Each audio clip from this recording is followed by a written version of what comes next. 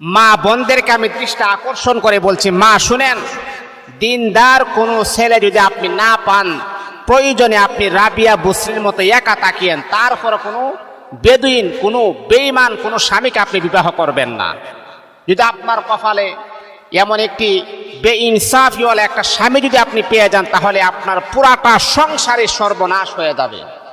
এত আশা আপনি করেছিলেন আমার স্বামীটা আমার মনের মতো হবে, আমার স্বামী আমাকে বড় মোহাব্বত করবে, কেয়ারিং করবে, ভালোবাসবে, কিন্তু কোনো ইনকোয়ারি না করে, জাস্টিফাই না করে হঠাৎ করে একটা ছেলের হাত ধরে আপনি চলে গেছেন। মা, সারাটা জীবন আপনি হাই আফসোস করতে করতে আপনার জীবন শেষ হয়ে যাবে, কিন্তু তারপর আপনি বলবেন, হারি আমি কত বড় ক্ষতি করলাম, আমি তো আসলেই ক্ষতিগ্রস্ত হয়ে গেলাম, কেন আমি ইনকোয়ারি করলাম না, কেন আমি জাস্টিফাই করলাম না। এই জন্য মা বোনদেরকে আমি বলি, সুন্দর চেহারার ভিতরে কিন্তু শয়তান লুকায়িত আছে।